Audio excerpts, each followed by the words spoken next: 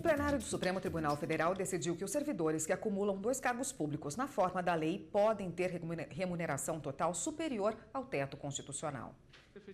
Um servidor que acumule 2 cargos públicos vai poder receber acima do teto remuneratório previsto pela Constituição, que é de R$ 33.700.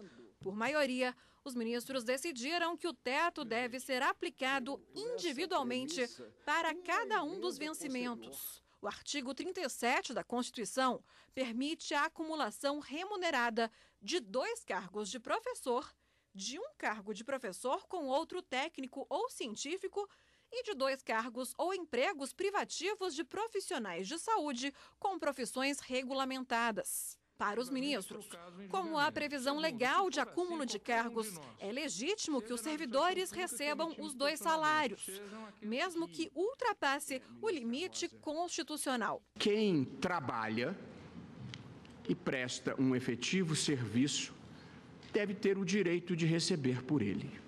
Portanto, eu acho que esta é talvez a questão central desse debate que nós estamos travando. Podemos sim firmar a compreensão, que é a minha, pedindo todas as vênias ao ministro Fachin, de que nas acumulações de cargos expressamente autorizadas ou impostas pelo texto constitucional, a remuneração de cada um deles há de ser considerada isoladamente para efeito de aplicação do teto. O professor público não pode receber, porque ele já exerce uma outra função autorizada pela própria Constituição, violaria a isonomia.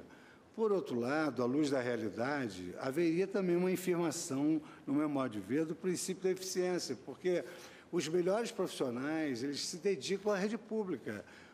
Grandes médicos estão nos hospitais públicos, grandes professores estão nas universidades públicas.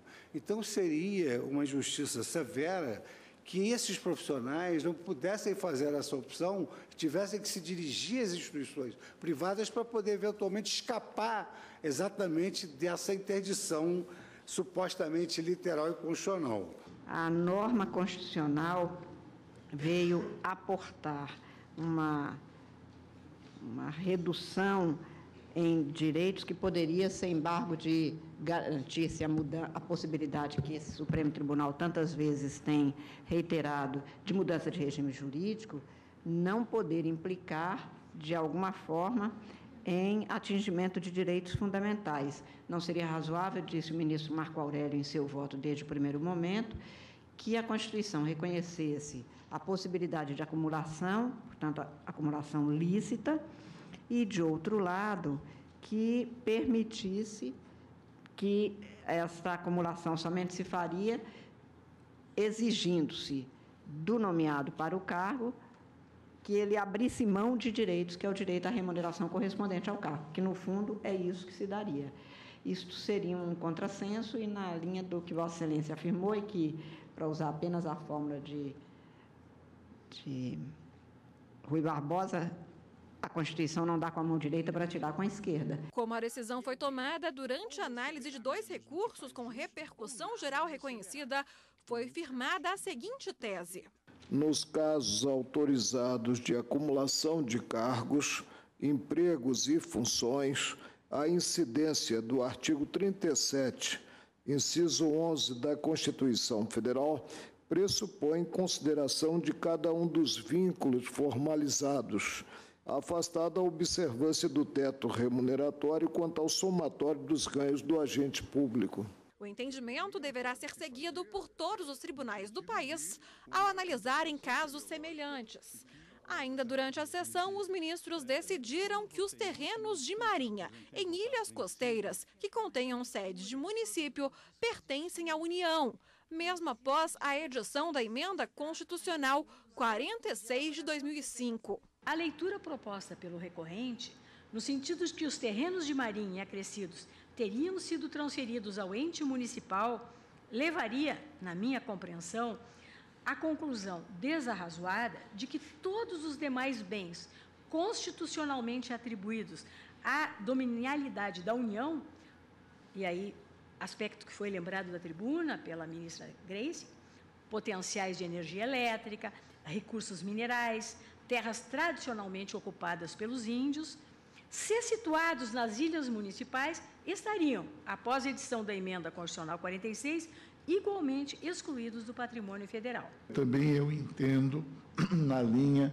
preconizada pela eminente ministra relatora, que as áreas referentes aos terrenos de marinha e acrescidos situadas em ilhas costeiras que sejam sede de município remanescem na esfera de dominialidade pública da União Federal. Em consequência, a União Federal tem legitimamente o direito de explorar e de auferir renda com título de foro, taxa de ocupação e laudêmio nessas áreas situadas em ilhas costeiras que se qualifiquem como sede de municípios. Bom, para falar sobre esses julgamentos, eu recebo aqui no estúdio a consultora jurídica da TV Justiça, Karina Zucolotto. Boa tarde, Karina. Boa tarde, Érica. Karina, esse julgamento aí que a gente viu por último no VT, na reportagem da Ana Paula, falava sobre terrenos de marinha, né, e bens da União. Como chegou ao Supremo? Vamos tentar entender primeiro o que são esses terrenos de marinha e aonde está localizado na Constituição os bens da União. A Constituição prevê no artigo 20 um rol de bens que são de domínio ou propriedade da União. E entre eles, alterado por essa Emenda Constitucional 46 em 2005, estão as ilhas costeiras ou marítimas, ou ilhas costeiras e oceânicas, como a regra, bens da União, mas a emenda acabou excetuando aquelas ilhas que são sede de município, não sendo, portanto, bens da União. E logo abaixo, no mesmo artigo 20, mas no inciso 7, ela coloca que são bens da União os chamados terrenos de marinha. Esses terrenos de marinha são uma faixa de 33 metros que se conta da linha do mar para o interior da porção terrestre e que são denominados terrenos de marinha, portanto, de propriedade da União. A discussão chegou ao Supremo Tribunal Federal porque o TRF da 2ª Região teria entendido que esses terrenos de marinha localizados em uma ilha aonde está situado o município de Vitória, capital do estado do Espírito Santo, seria bem da União e, portanto, nesse terreno de marinha, embora situado numa ilha com sede de município, que é a exceção dessa propriedade da União por conta da Emenda Constitucional, ele entendeu que, sendo bens de terrenos de marinha, a União poderia cobrar ali uma taxa de ocupação por esses terrenos e também o chamado foro ou laudêmio.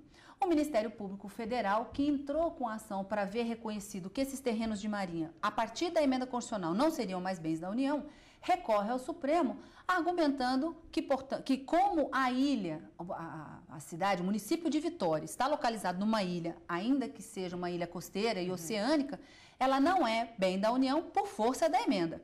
Mas não foi esse o entendimento que os ministros mantiveram por maioria na sessão plenária de ontem.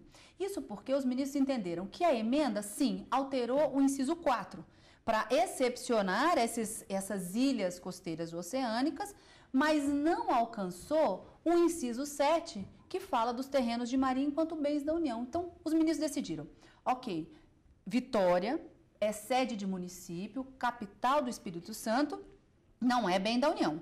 Mas os terrenos de marinha, ou seja, essa porção, essa faixa de 33 metros da linha do mar para o interior, ainda assim continuam terrenos de marinha e não teriam sido alcançados por essa emenda constitucional. Essa foi a decisão, além da acumulação de 2 cargos acima do teto constitucional, do teto remuneratório, foram as 2 decisões proferidas na sessão plenária de ontem. Tá ótimo, Karina. Muito obrigada pelas explicações. Até semana que vem. Combinado. Até lá.